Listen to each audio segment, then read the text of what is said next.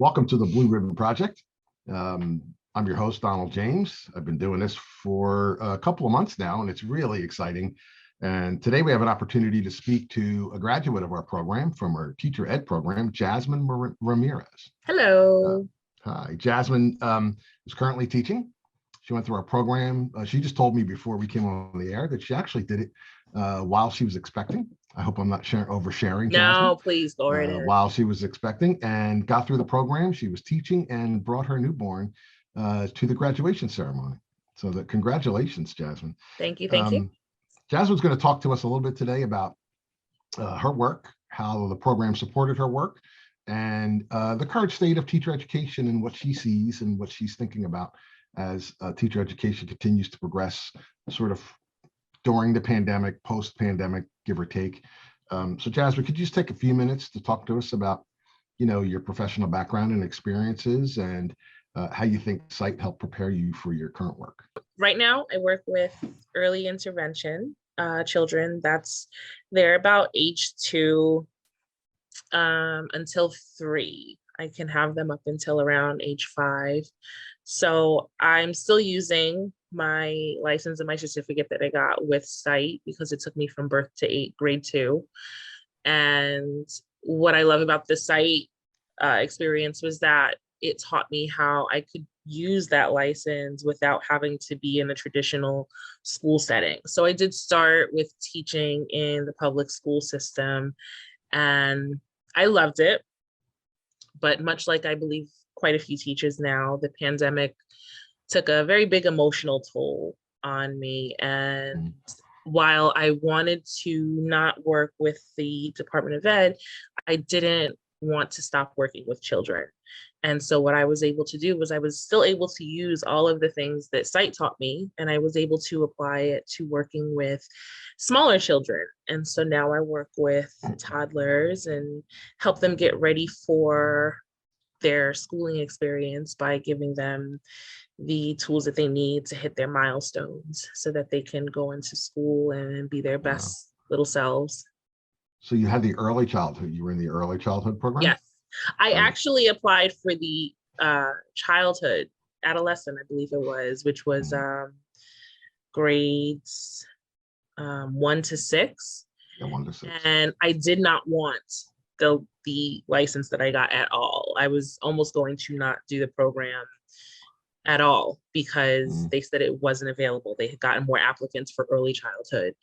And I could not be happier with my decision to go forward with early childhood because it's just been so much more rewarding than I could have imagined it would be. You really get to see a lot of those developmental years, and you get to watch how they change, how they grow, and you see how much of an impact you can have on them working with them when they're that young and how hands-on you can be. So I think what started as me being apprehensive about working with anyone under grade 2 turned into me working with 2-year-olds, which is the opposite of what I think I would have ever anticipated when I applied to CITE.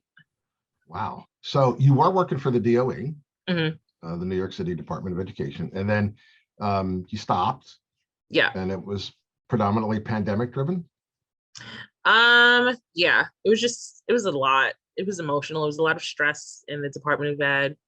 A lot of just very, what's the right way to put it? It was a daunting task with very little support. And they expected the world and we gave our all, but I just didn't feel like the emotional drain that was taking place was worth it. And I just felt like it was chipping away at me emotionally. It was chipping away at me professionally. And I knew that in order to be my best self, I had to be in an environment and in a job where I would be most helpful.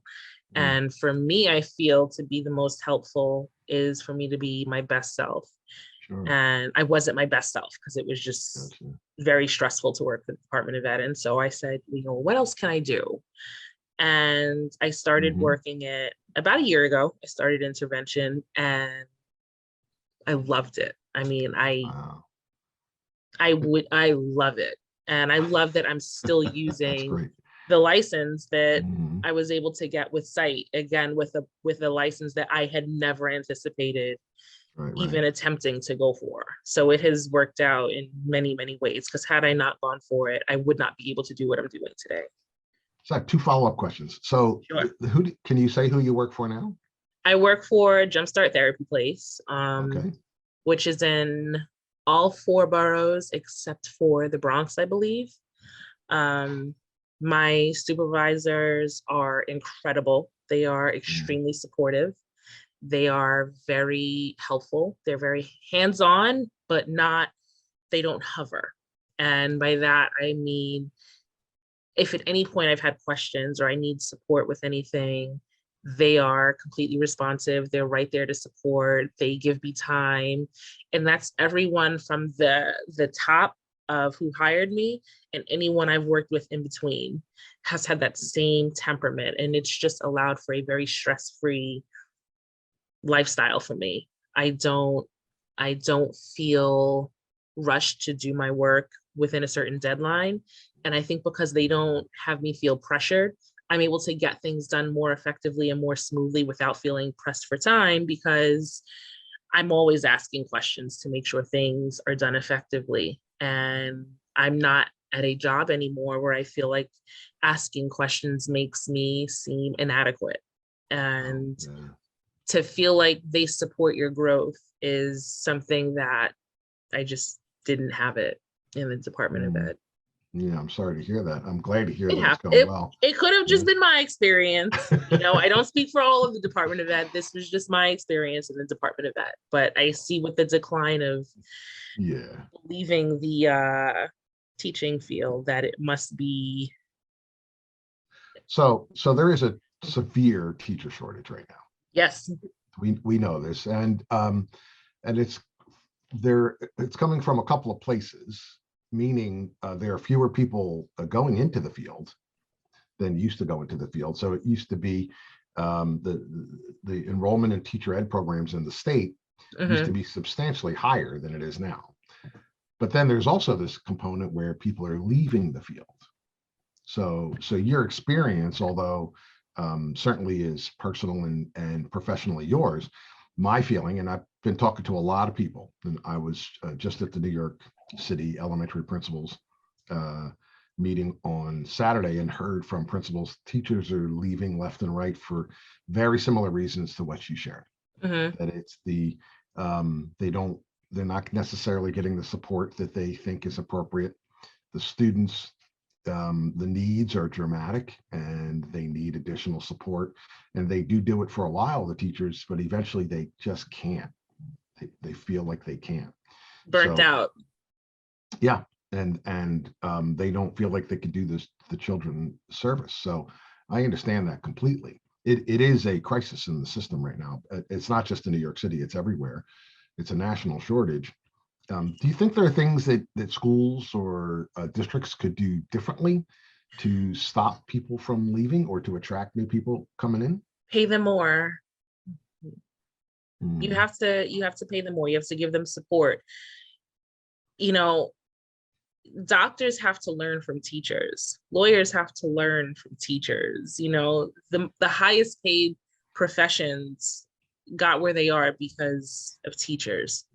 And yet when it comes to teaching, they don't they don't put a price on how much they value them, or maybe they do, and mm, that's reflected in how little they really do pay in a lot of other places. Because I know New York is one of the higher paid teaching locations. And I remember one person asking me at my job if I were really sure I wanted to not be with the Department of Ed. They said, "Oh, the pay mm, is so good. You're off in the summers." And because with intervention, it's year round. There's no break unless I choose, like I need a vacation at some point. right, right. And she said, "But the pay is so good." And I remember telling her it's not worth it. Mm, You know, the pay could mean a lot if the support was there to make you feel wanted, to make you feel needed. But I felt replaceable. And what was happening was I was getting paid decent money to be overworked, to work before I got to work at work, feel pressured at work, leave home to work some more at home, and to go through all of that and not feel like if my health began to decline, which it did, that there was any concern for me. And I, told myself one day, this is not worth it. If something happens to me and I get sick, they'll have my job posted before dismissal. And that's not an organization I wanted to be a part of. The Department of Ed is a very big monster. And it just felt, all of the compassion was coming from the teachers and the service providers to the students, but I just didn't feel there was enough compassion being given to us. And you can give too much. And I think that that's what's happening with teachers, is they're giving so much of themselves that there's not much of themselves left when they get home. And it's not a healthy place to be in. Everybody's worried about the social emotional health of children, but people forget about the social emotional health of teachers. And that's a big deal. Yeah, I before I joined CITE, I was a superintendent for close to 20 years. Before that, I was a principal and a teacher, and I worked in New York City, Philadelphia, the suburbs. And as superintendent, I used to say all the time, because people often say teachers make too much money and they have summers off. And I would say publicly, teachers do not make too much money. In my estimation, there is, the work that's done, the value, and you mentioned the value, right? Everybody has teachers. In addition to that, it's not really what people think, right? In the classroom, the work goes well beyond teaching the ABCs. And, I don't mean to minimize it at all, because it's substantial teaching the ABCs. Then there's the other component, which is taking care of students and their health and their well-being and their social emotional work and things of that nature. And I really don't think they make enough money. Even the best paid teachers, I don't think make enough money. And I've said this publicly, and I'm often criticized for it. They only work 180 days. They have the summers off. I said, that simply isn't true. So although they're not in school, there's more to teaching than being in school. Right. Those paychecks, I think a lot of people don't realize it's 10 months of paychecks spread out into 12 months that allow them to get paid throughout the summer, but they're not getting paid to be off. And that's I think that that's the misconception that a lot of people have with teaching is, well, you get paid to do nothing in the summer. No, my salary is my salary, and I take less money for 10 months so that I can get paid for the 2 months in the summer. And you could take your paycheck for just the 10 months and not get paid in the summer at all. And some and teachers then do that. What happens, so, I think people have a lot of misconceptions about teachers and how much they make. And, the newest teachers are coming in right now during the pandemic, which is so difficult. I'm sure it's got to be a hard year for everybody to be back this year. And they're expected to do the same as the most veteran teacher for a fraction of the money. And in order for you to get more teachers into the field, because those new teachers are going to get a fraction of the money, you have to boost the starting salary. Like, I know at one point we were considering moving to Florida, and top pay in Florida was like maybe close to starting salary for New York. Wow. So there was no way it would have paid off to move. But then you're here in New York and you're working and you're getting paid good money. But then again, like at what expense is that paycheck coming through the front door? Because I didn't have time in the afternoons when I came home with my kids. And it's just, it's not conducive to having a happy home and a healthy home. And you want to make sure that your teachers are their best selves when they go into the building, and self-care should be right on the top for teachers and service providers working in those buildings right now. And if it's not, then the Department of Education has a priority to try to make it so. Don't give us workshops, give us support. So that's interesting you bring those things up, right? Because in the buildings that where you're working in schools, and frankly, I think many districts, whether it's the Department of Ed or outside of New York City, I think they're underestimating the stress that teachers feel. Mm-hmm. And even if they pay more than the city, the cost benefit, and this is what people do. It's what's the benefit? What's the cost benefit? If my personal cost is too high for the benefit, well, then I'm just not going to do this. And that seems to be permeating, the public, so that people are resistant to going into the field. Can you talk to us about the good parts about teaching, the parts that you loved, so that anybody listening to this might say, hey, listen, yeah, it's got its challenges. And I do think some of the challenges will get better once the pandemic subsides. I think some of those, not all of them, but some of them will subside. But were there things that, and you can talk about your current work, or you can talk about the work that you did when you were in the DOA, sort of the best parts, the parts that you love about teaching? The kids. That's the easy answer. When I said I didn't want to work with the DOE, it did not diminish my love for working with children. And what CITE taught me was that with this license, there's so many different directions you can go in. And there's nothing about this license and nothing about this pandemic and the stress of everything that makes me say, working with kids is not for me. Not once have I ever felt like that. The hardest thing about not being in the building is missing the kids that I worked with. I had the same kids from kindergarten. So I had them for kindergarten, I had them for first grade, and I had them when we were fully remote for second grade. And I loved them. I mean, like, I loved them with my whole heart. And that was very difficult. And when I made the decision to branch into something different, the one thing that was a non-negotiable for me was that I wanted to continue to work with children, to watch the growth. I remember the pride that you feel for these little bodies when you see how happy they are when they make accomplishments. Even the smallest accomplishments, they have the biggest response to them. And you can't bottle that up, but you remember it. You remember their face and their excitement when they read their first page, when they write their first letter, when they write their name for the first time. And in my case, when the way I work with kids is we have to get them to meet milestones that maybe they're not meeting at that moment. Maybe they don't know how to clap. Maybe they can't identify certain colors, or they can't speak and say certain family members' names.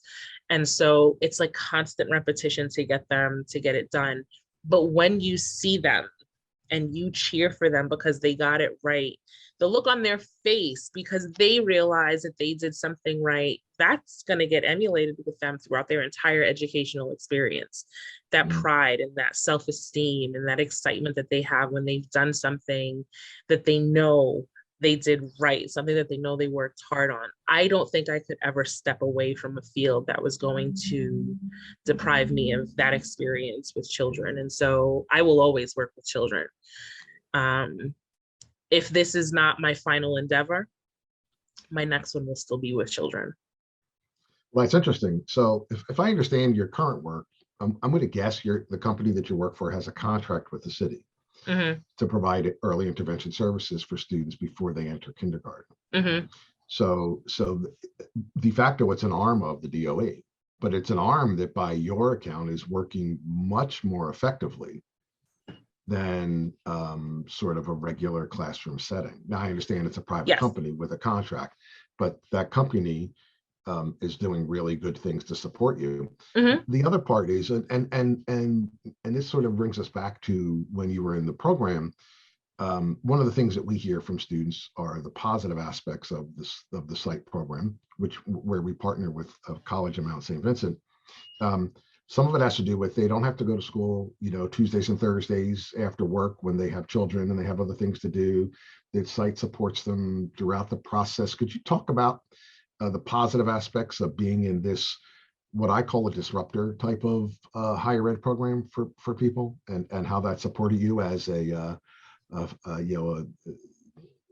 somebody that's raising children and engaged in work and things that go along in your life, and how that worked well for you? Yeah. When I started CITE, I was a substitute teacher, and I don't think I could have imagined working all day and then going and sitting through classes from 4 to 7 o'clock at night, going home and going to work the next day and then repeat that cycle every day. And initially the idea of being in school every Saturday from, 8 or so in the morning until 4 in the afternoon was like, I can't believe I'm giving up my Saturdays for the next 18 months. But very soon into the process, I realized it was a nice and welcomed break from work because it doesn't feel like work. And the way that CITE has it developed is it doesn't feel like school often either. The cohort model works so well that after a while, you're not in a room with a bunch of strangers. You're in a room with a small family of people. And you see the same faces every weekend. You get to know each other. You know each other's personal lives. You're in these classes and you're relating your experiences at home to the schoolwork. And so you're learning even more about each other. You learn about what people do at work. And the next thing you know, everything that's happening in the classes is so conversational that you're taking in information and you don't realize you're taking in the information. And I give a lot of credit to the professors as well as CITE because Sure. they allowed the program to feel natural. It didn't feel structured and rigid, like there wasn't wiggle room for anything to be personal. And because they were so open to having us share personal experiences, a lot of what they were trying to teach us we were able to tie in our personal lives. And so it was, wow, okay, that makes sense. Now I know what Dr. McNamara meant when he said this, or what he meant when he said that. Because now you're taking what he's teaching you and we're taking what we all know about each other, and it's all getting merged together into just one cohesive ball of knowledge. And so now not only are you in school every Saturday and you don't feel like it, but you're also doing well because it's just such a natural experience. And that's great. Me and the girls that were in my cohort, we have a group chat and we still talk all the time. I love them dearly. We are very close. And we have all said on more than one occasion, we would go and redo the CITE experience all over again together if we could. I hate school. For me to say that is a big deal. There is nothing appealing about school for me. From a woman who teaches. I'm telling you, CITE program. I love teaching, but the idea of being like, I always thought like once I was done with like high school, I'm done. Then I went to college. Then I was like, I'm done. And then I went for this master's program and I was like, I'm done. No. And here I am considering going for the doctorate program with CITE. So I'm even still not at the point where I've said I'm done and have stuck to it. I am literally in the process of getting my application ready to do the doctorate application through CITE, just because I know how that model worked. And my mom went through the CITE program. She did the doctorate program with CITE. So I did not know that. Yeah, my mom had done the classes through St. Rose. And then she went through CITE. And then she became part of the doctorate program with Sage, yes. Sage. And she was a principal at the time. So she did that. We went to her graduation. And I remember working with her while she was doing her dissertation and how much work it was. And in my head, I said, not me, not ever. And here I am filling out this application, doing it, knowing how much work it took, but also knowing how rewarding it was for her in the end when she finished. So, it's interesting. And I was an adjunct for CITE for years before I took on this role. And, we would have these conversations in class. And I taught the St. Rose admin program. And people would talk and say things about the Department of Ed similar to you, even though it was pre-pandemic. So there was concerns about the department, and I've worked in the Department of Ed as a teacher and as a superintendent. So I know firsthand what it's like to work in the Department of Ed, and this sort of this push and pull because you really want to be there to work and support the kids, yet you really feel like the system is chewing you up. Mhm. Right?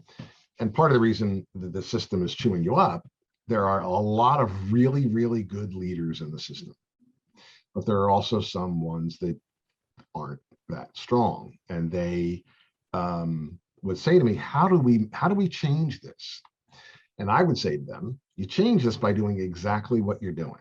You're in these classes to be certified so that you can go into the system and actually change it from within. So you become an administrator and you lead, and you make sure you don't do the types of things that you found so problematic when you were a teacher, right? Yeah. You go in and you engage teachers, you support teachers, you work with teachers.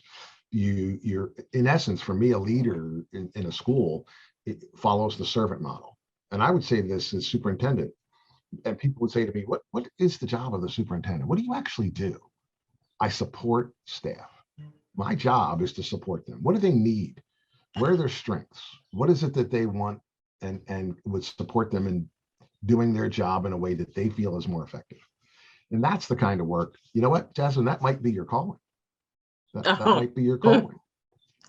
I So, always used to think if principals could teach a full day of school once a month, full school year, observations for teachers would look very different. I think that sometimes what happens is they forget how hard it is. And, I think that the whole observation thing is a little difficult because it's a very small snapshot of what teachers do during the day. And I think that if principals were able to just remind themselves more frequently of what it is that they go through on a regular basis, especially now with the pandemic, because sometimes I have to remind my mom, she says, when I was a teacher, I said, whatever you knew before, that's not what it is anymore. This is a new ball game. And technology is so much more important now than ever. You really saw the inadequacies when we had to go remote, when we were shut down in March of 2020. And you realized the gap in the haves and the have-nots with the students, and the students that had access to Wi-Fi, the ones that did not. You gave everybody tablets, but then you realize some students didn't have access to Wi-Fi, so they have these tablets that they couldn't utilize. And sitting outside of 7-Eleven trying to get Wi-Fi.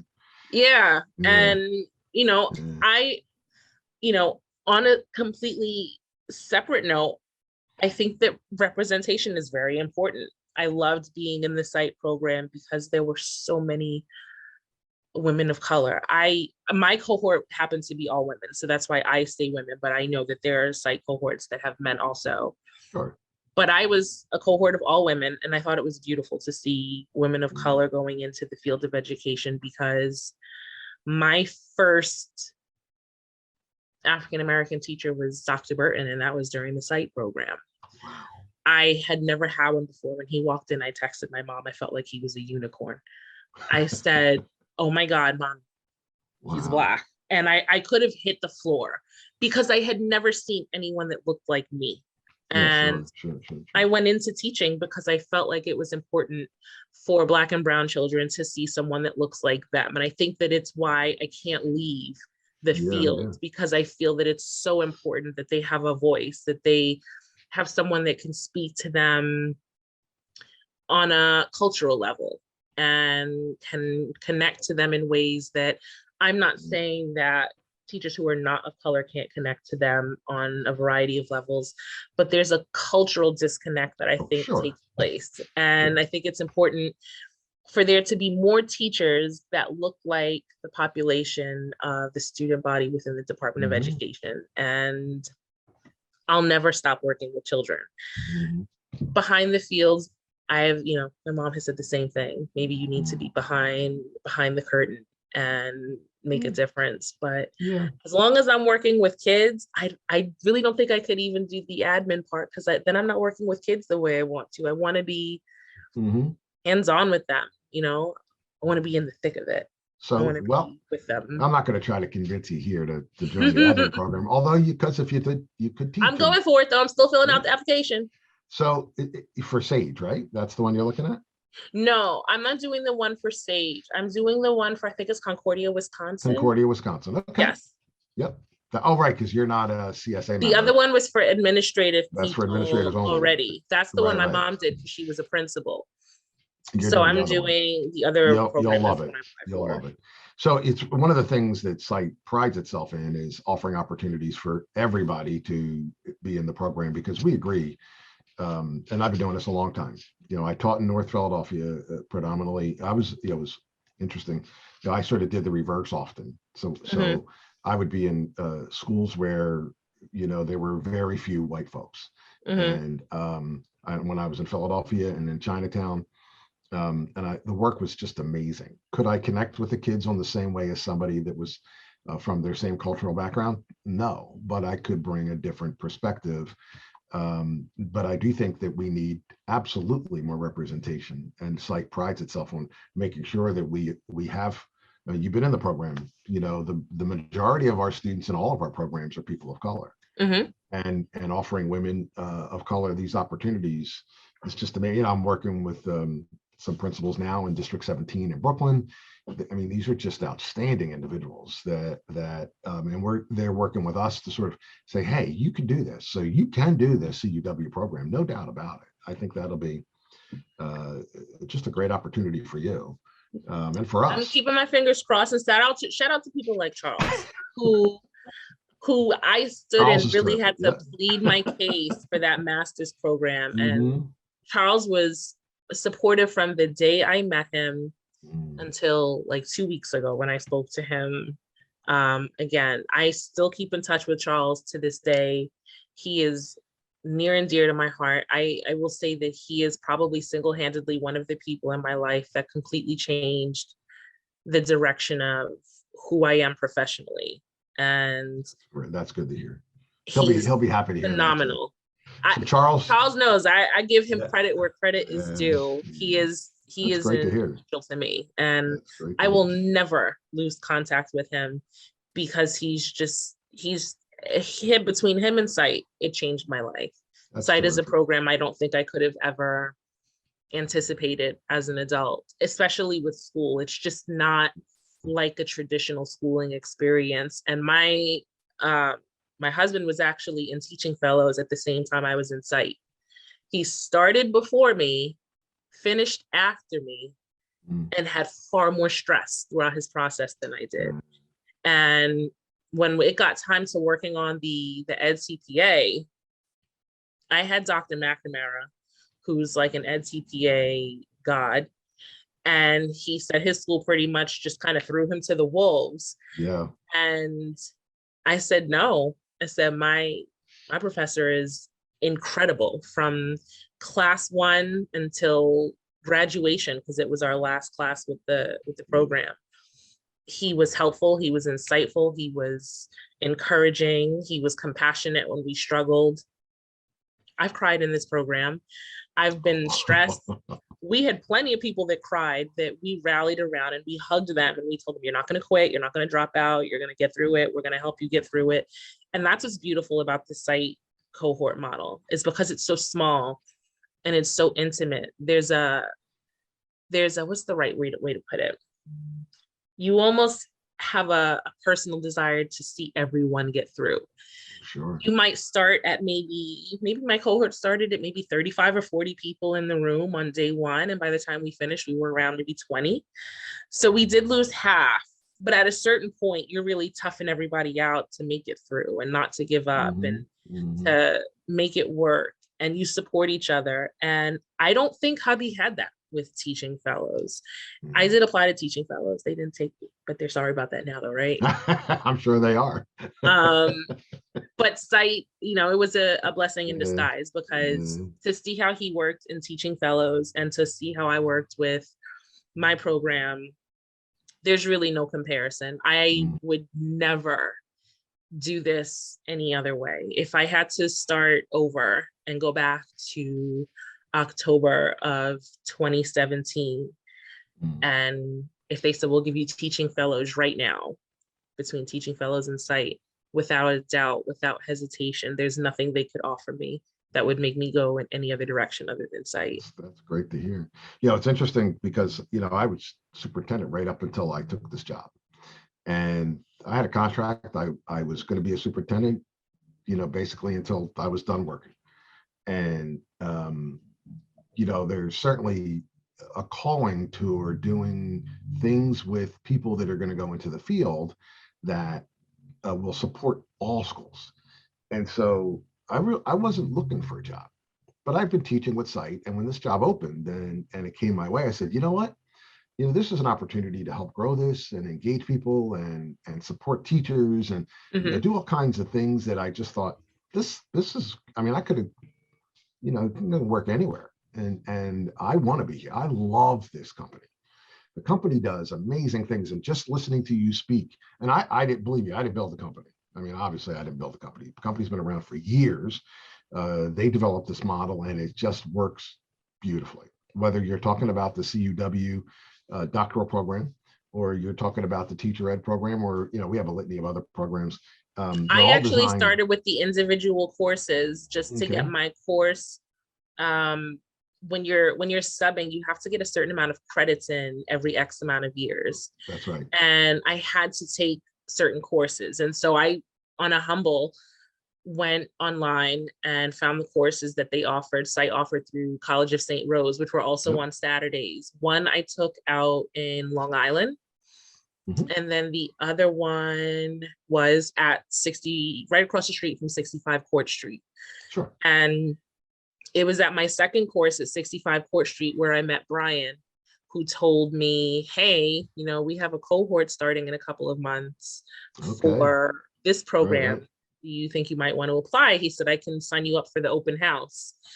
And it kind of just started off a chain of events that I went into nonchalantly that just kind of changed my whole trajectory. And I said, sure, sign me up. And I went to the open house. I met Charles, and the rest is That's great. history. Brian and Charles. Those two. He said, I'm going to introduce you to Charles. That's the best sentence I've ever heard in my life.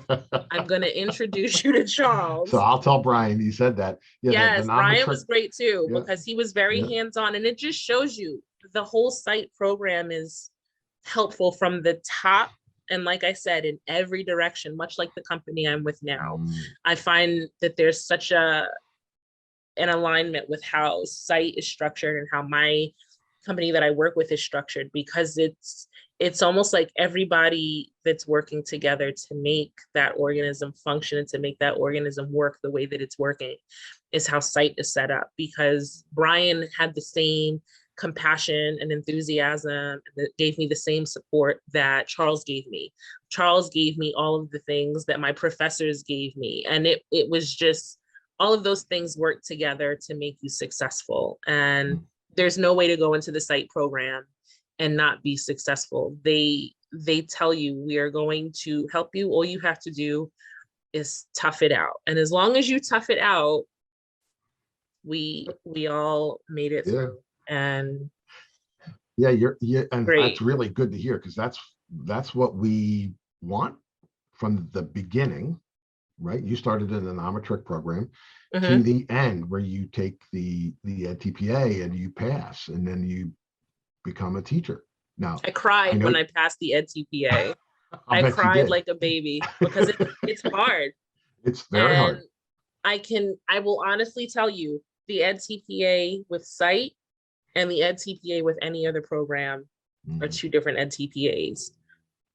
I knew a lot of people working on the EdTPA, still currently working on it, that are stressed out, struggling, are afraid to pay for it, are afraid to do it, fail it, have to redo certain parts. Dr. McNamara, I remember Charles telling us, has never had someone that did not pass the EdTPA. As long as you listened to him and you paid attention to how he told you needed to make sure you worked, how he needed to make sure you wrote, we all passed. And we all passed because of the support we got from a professor that worked with CITE. And that's not happening in every other program. It certainly isn't happening in any program for anybody that I know. Yeah. And, you know, that speaks to what CITE is doing. It speaks to the people that they have working for them. And I don't get any money saying anything about CITE, and I've definitely pushed it to so many people. Yeah, yeah. I'm pushing my sister to go for it, and I pushed my little sister to go for it. She's in a different program and stressed out all the time. I said, Oh, see, I'm sorry to if hear you'd gone to that. CITE, you wouldn't be stressed out. Uh, Normal stress, but well, nice. not intimidating stress, if that makes any Yeah. sense. We like, it's like tension. So without some tension, there's no learning, right? So And you no want reward. tension, right? You want tension, but you don't want stress and anxiety, Mhm. which means that you're asking people to do things that they're either not prepared to do or you're not giving them sufficient support for. So if you do that, well, then you create these issues for folks that either they're not going to be successful or they are, but at an extreme cost. There Mhm. are ways for people to be very, very successful with the proper support, because you need tension. We all need some level of tension. That's how you grow, right? But if you just sort of dump it on them, then you're going to see people. So that's one that we say it's high quality, but with a lot of support, right? Yeah. So there's a high quality program with a lot of support. Our folks, our admin program is very successful. Just like now, you're in cohort 1, right? From the We were cohort 9. 09. Mm-hmm. We were Wow. cohort 9. We started in October of 17. We graduated in May of 19. Okay. Oh, yes. All right. I'm sorry. That's right. I did know that because you said you were expecting your Mm-hmm. one of your children when you were in the program, right? Yes. And Got they were pregnant, going. had the baby at graduation, all within the program. Well, And that's still worked. Took that yeah. internship certificate that the program gave us and Mm. was able to work full time. Now, with Dr. McNamara, was that a regular class or was that the prep class? That was our last course, but Your it was last the course. only course we had. We started it in January of 2019. It was Mhm. the only class that lasted more than 5 weeks. Gotcha. So it went from January, when we came Mhm. back from Christmas break, January of 2019, until we graduated. He was like the last class, and he would say, come bring your laptops every week. And we'd have our ed CPA. If you did not listen to him and you did not come with your ed CPA and you did not put the work in, then of course you won't see the success that I'm speaking Right. about now. Sure. It still means you have to put the work in. Right. And we put the work in, but he was so helpful. When we had to write our final papers, I took on a very daunting research paper, and he really sat with me and would send me articles outside of class time. He would say, hey, look at this one. I saw this article. It made me think about you. There's just a personal connection that these teachers take on with these professors, I should say, take on with their students. And it makes for a much more fulfilling and less stressful learning experience, because Sure. when you feel like they're invested in your success, Right. the likelihood of you being successful is much higher than if you Of walk course. in with a teacher and you're just a name on paper. Yeah. And these have been the best professors I have That's great. ever experienced. Dr. McNamara, I'm always throwing Charles's name, Dr. Burton. Did you like Charles? Do you like Charles? I love Charles. Charles is fantastic. I'm telling you, I can only speak to this program because this man helped me with getting in it. And that's I great. can't thank him enough for it, because I don't know what I would be doing right now if it were not for Charles taking a chance on me and helping me get into this program, because I was not a good undergrad student. At one point, my GPA, I'm not even gonna say it, it was really bad. And I was very nervous that I would not get into a master's program, because I felt like the mark had to be 3.0. My mom always told me 3.0 and you're golden. I didn't have a 3.0. And I thought that it was kind of like a done deal for me with any master's program. And so I worried about what was going to happen with my future, because decisions in my past when I was young I just wasn't thinking. And I wasn't Yeah, thinking sure. about 10 years from now when I Right, was right. 8. Of course. And so here I am Mhm. now applying to master's programs, and I'm looking at this GPA saying, who's going to take me? Like, what am I going to do? Mm, I'm smart, but this does not reflect where I right. am now. And I took those 2 courses through CITE, and I got A's in both of them. I made sure I made a name for myself. I had to really work for those A's because I knew I had a whole transcript working against me. Right. And so when I met Charles, I kind of had to explain that my transcript showed 2 different people. It showed Sure. who Yeah, I yeah. was and it showed who I am. And I really had to say, please just Mhm. trust that these grades over here are a reflection of who I am now, and just give me a shot. And Right. had I not gotten into the program, I don't think that anybody else Yeah. would have taken me. I don't think that I would have been where I am now, because I would have still been working for someone to just overlook that poor GPA. Yeah. And that's what was great about CITE, was they don't say you have to have this. They say this is a requirement, but it's not a stringent requirement. Yeah, we try to And work it through. Yeah. there's room for, you Well, know, especially if there's a story, right? And if mhm, everybody's got a story, and for many of us, and I listen, my undergrad, I didn't have a 3.0. I didn't. mhm, I would not technically qualify for the program. I came a rough and tumble upbringing, moved a lot. There was no money. I went to undergrad. I was emancipated and I worked full time. mhm, I got through and I came out with a degree. And I was a certified teacher. I was able to get certification in Pennsylvania at the time. But then when I went to get a master's degree, I went to a couple schools and they just said, no, you don't have a 3.0. There was a school and there, I didn't know about CITE at the time. I'm not sure. CITE probably did exist, but I didn't know about it. I went actually to LIU Brooklyn and they put me in the program. And then I did like you, just prove myself. So then when I went to get a doctorate, I was able to get into the doctoral program. But we all have a story. And if the mhm. story is a legitimate story and yours clearly, listen, people mature, they change. In my opinion, like I want to know your story more than I want to know your GPA. Right? Your GPA is somewhat reflective of your work ethic, your intelligence, all of those kind of good things. Plenty of people that don't have a good GPA are very intelligent. Right. I mean, look how many people are successful in life that didn't even go to college.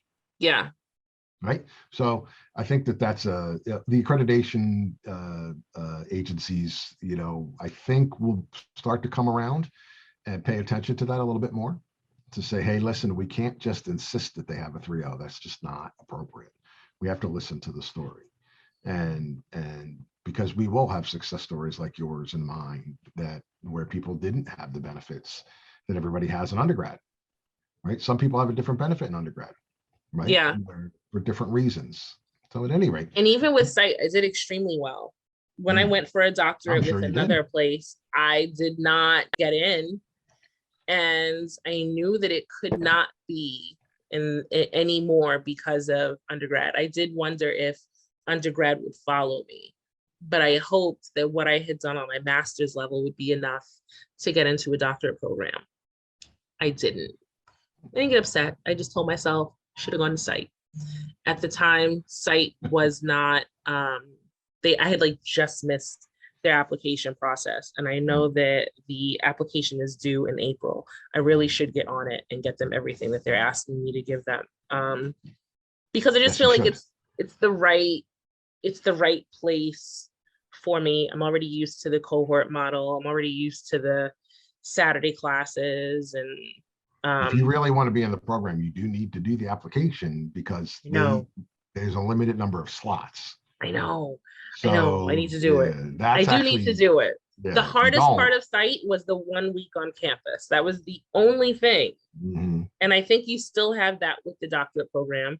From what I yes. was looking into, it's still just the 1 week on campus, but Mhm.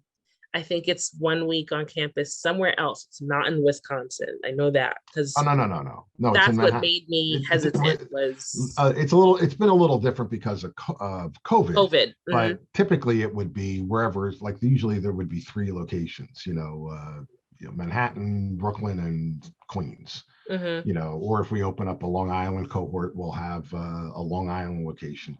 But no matter what, it's going to be in the metropolitan area. Right. So we have plenty of people who attend that week, and there's 2 of them, one in the beginning, one each year, and they commute. They don't even stay in a hotel. They commute. They go to class for the week, and then they go home. They love it. It's a very, people really like that model. They don't, because they don't have to stay. Some do stay. Some rent a room and stay, and they love doing that. And some go home, because they just can't stay for a week. If you have 4 kids, it's not that easy to say, well, I'm gone for a week. Yeah. So it's and that's desired, one of the reasons though. You might want to. Desired. Right. I think I stayed closer to campus, and I think for the most part we all kind of commuted. Some of us lived in the Bronx, and so they were already relatively close to campus. But I would say the only reason that was so hard is because it was all day, back to back to back to back to back. So we went from Monday through Friday, and then we went right back to our Saturday schedule the next day after Friday. That's right. Yeah. And then kept up with our every week classes. But you blink and it's over.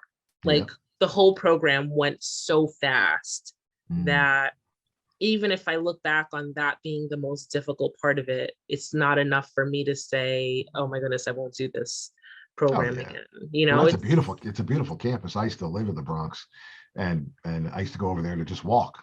Yeah, it's beautiful. When they would let you on, now I know it's not that easy to get on campuses, but 20 years ago. Plus now it's a different one. When we went, it was Concordia. Now I know it's College of Mount St. Vincent, right? Right. Yes. So I haven't seen that campus, but I know Concordia was beautiful, but I think that they're not too far. They're not too far apart. Right. So, the Concordia one is gone now, right?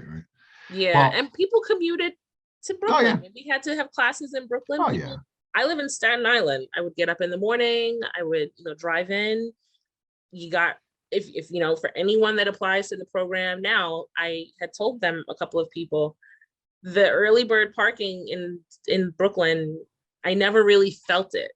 Parking is terrible in Brooklyn otherwise, but because we're there so early, they had early bird specials on parking. It would be $8 for like the whole day. Yeah, exactly. And, the professors were really sensitive to people having parking spots, and we had the meters, and some people had the app, some didn't.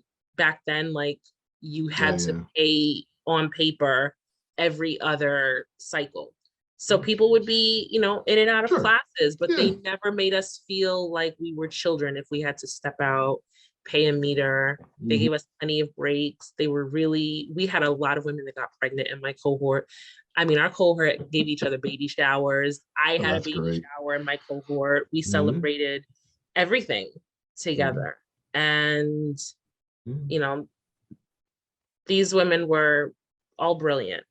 And they all had a story, and everybody always had a struggle, but no one ever struggled alone. And I think that was what was so beautiful about the cohort model. Yeah, I remember one of my doctoral cohorts, somebody got pregnant, had a baby, somebody else lost a husband, and we were, I think it was that strength of the cohort, and everybody finished. Actually, maybe two of them might have had children, but everybody finished. If you started, because we were there to support you. And of course, at that time, they don't have this model at NYU anymore, but the professors, were very supportive and understood, just like you're talking about. So managing to get through with that camaraderie, I think for me, I love the cohort model. I love it. I had never heard of it until CITE. Yeah. I didn't know what cohort model meant. It's starting to catch on in some places. Higher ed is slow to change.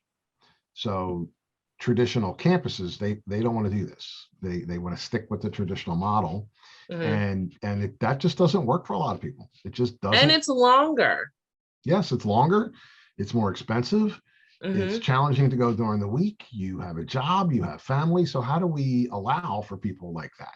Well, this model, the Saturday cohort model. I mean, and our admin program is the largest in the state, because it's a cohort model. People can go on Saturdays. I mean, we have 25% of all principals in New York City went to CITE.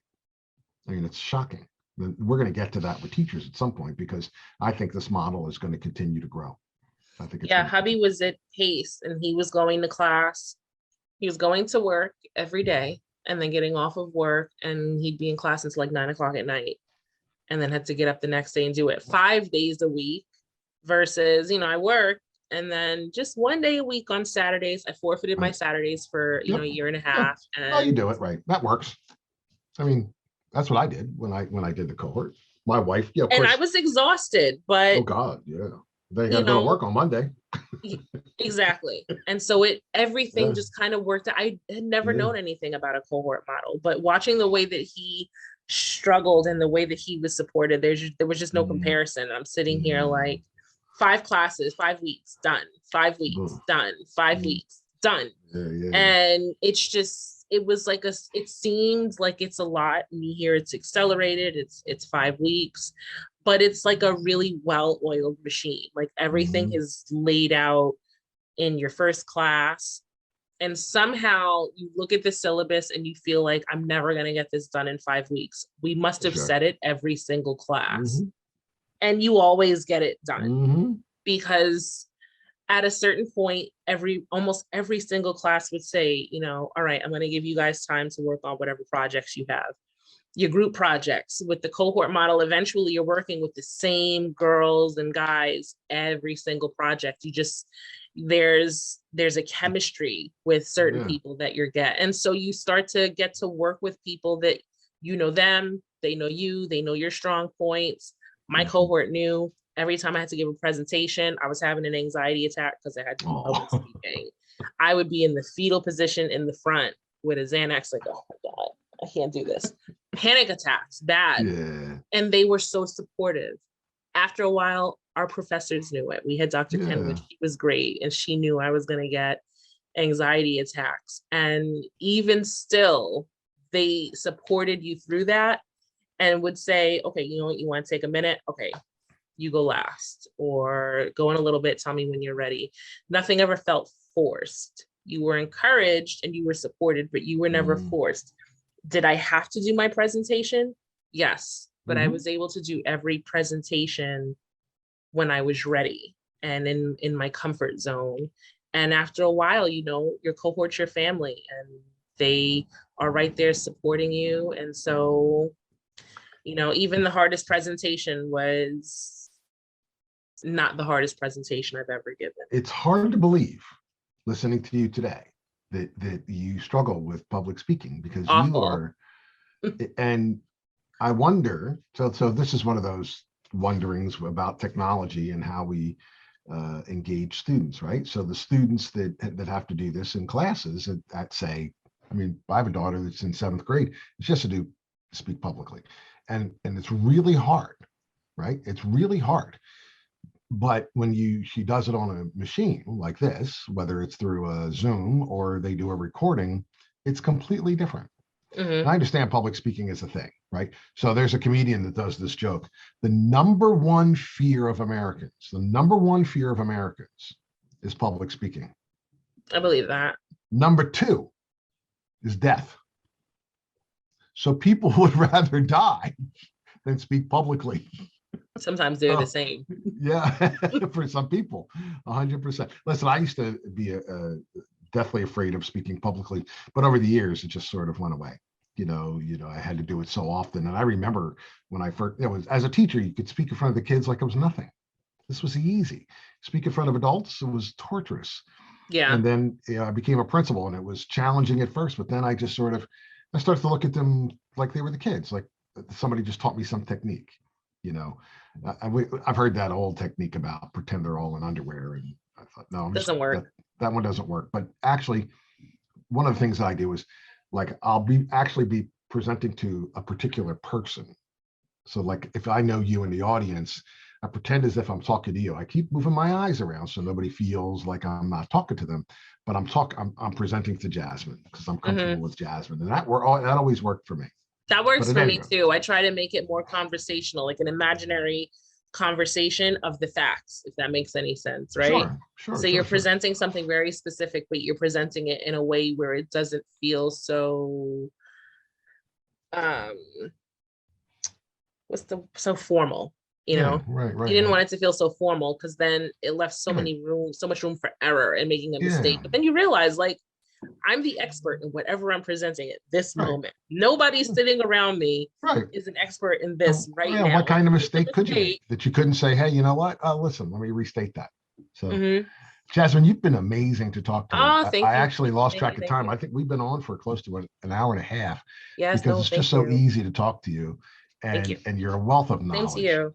And it's been a pleasure. I I thank you very encourage much. everybody to do the CITE program. And I will speak that to anybody. I've been telling everybody since I left this program. I have someone that's in the program right now because I told hubby, please tell him to go apply to CITE. yeah, And I said, I'll pull up the open house information for you right now. Go sign up.